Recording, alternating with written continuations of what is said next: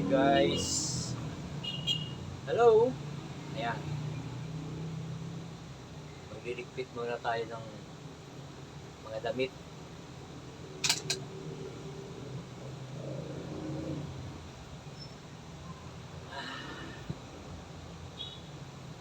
Diba?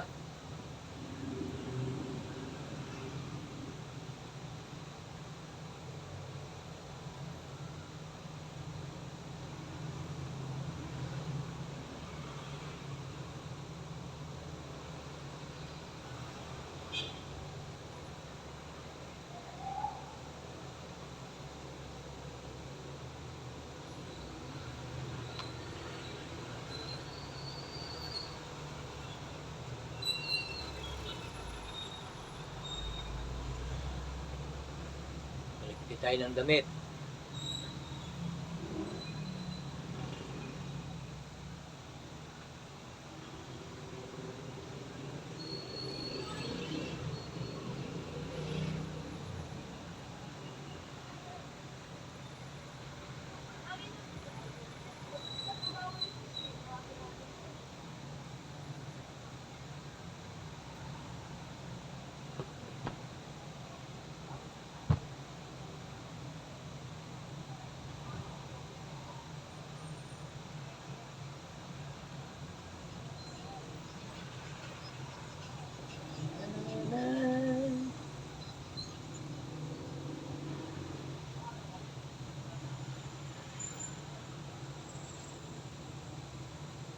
Matagal na kasi itong hindi ko naman nagagamit yung mga damit na to. So, ang ginawa ko, nilabhan ko lahat.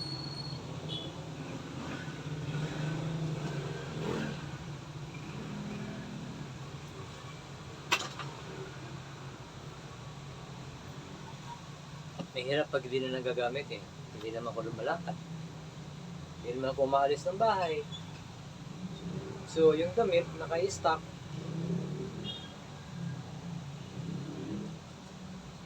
Balak ko na rin itong pamimigay, guys. Yung mga t-shirt na to. Nagagamit ko lang to pag araw ng linggo, pag nagsisimba. Eh, wala naman akong trabaho. Pero plano ko to pamimigay.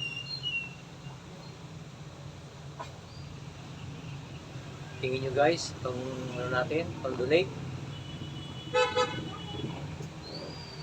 Diba? Pinag-iisipan ko, pag uwi ko ng probinsya, maaaring dadaling ko ito. Pamimigay natin sa ating mga kamag-anak.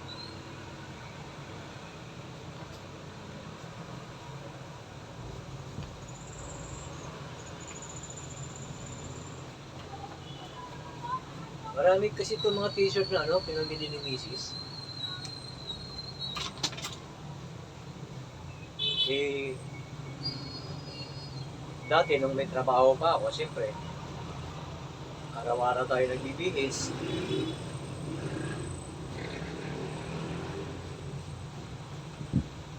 Eh, sa ngayon, wala nang trabaho, senior na.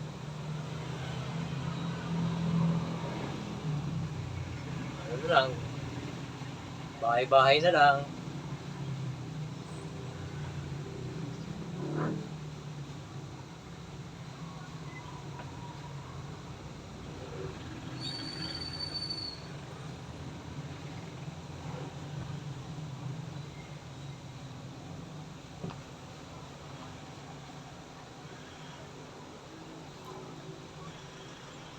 Karamihan po ito mga t-shirt.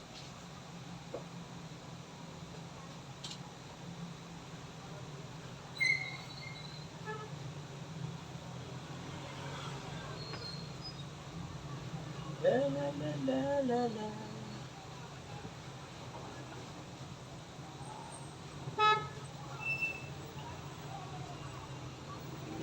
Yan, magaganda pa ito guys. Magaganda. Bihira ko naman magamit ito eh.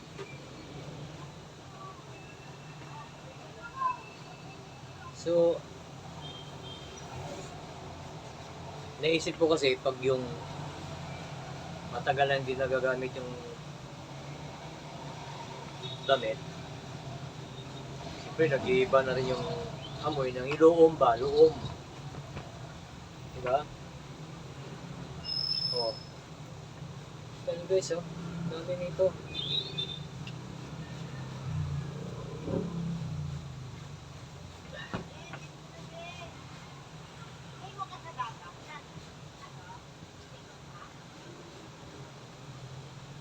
Masinap lang tayo sa gamit.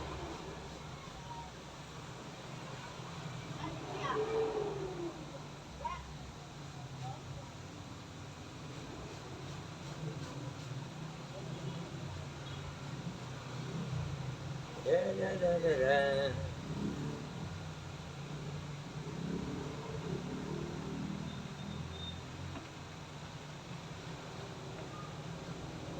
Du-du-du-du-du.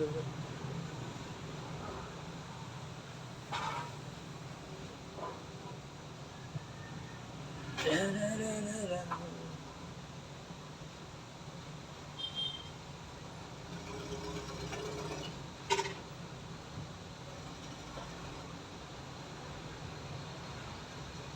Diba?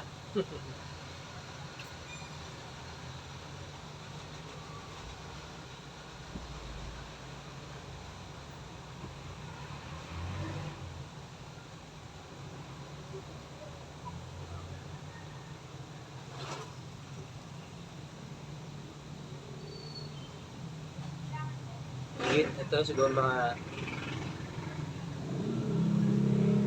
bukod yung ano, ito panglakad ko ito, mga damit na ito. Iba naman yung naka-separate naman yung pambahay natin. Eh, pag sa bahay lang tayo, ito, tama na to. Sando-sando lang. Diba? Gagamit ko lang to pag may lakad, simba, ganyan. So, maganda rin yung maraming damit. Pero pag sobra naman hindi na rin maganda. Eh, wala eh. Pag matanda na. Gaya ko, senior na.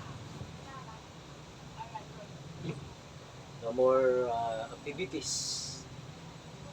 Pinaka activity ko na lang po yung yung maglakad tuwing umaga, exercise. Konting buhat ng barbell ay dumbbell.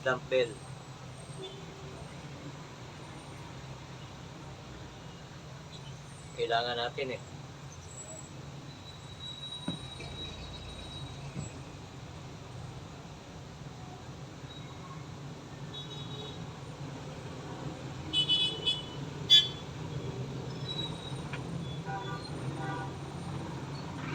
Kaya, alam nyo no, pag tumatanda na,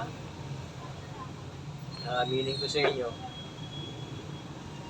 iba na rin yung movement ng body natin. Unlike nung tayo bata pa, pagdating mo ng 50 above, doon mo niya na mararamdaman yung yung pagbabago ng katawan. So, kailangan mag-ingat, ingatan ang sarili, magbawas sa bisyo. Gaya ko, maaga akong na-expose sa bisyo kasi nung araw, kabataan natin. Eh, alam nyo na, hilig ng katawan, hilig ng barkada, ganyan. Pero ngayon medyo may edad na, stop na lahat.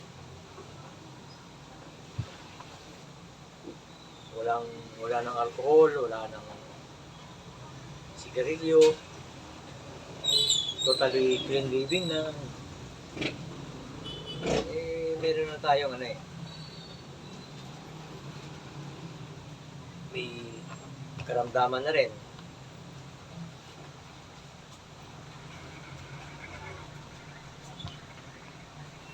Advice lang po yan sa inyo ha, advice lang. Kayo pa rin ang masusunod ko anong gusto nyong gawin. Eh, siyempre, katawan nyo na yun eh.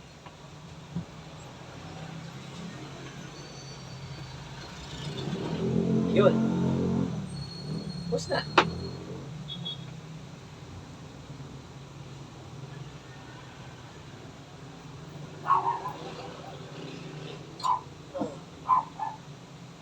Pagpatawad mo, minahal kita agad.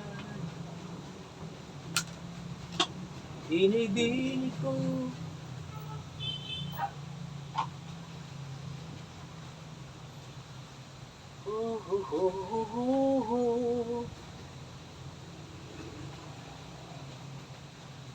Ito lang ang ating kayang gawin.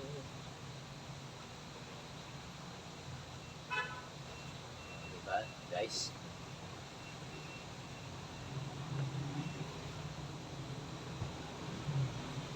Okay na.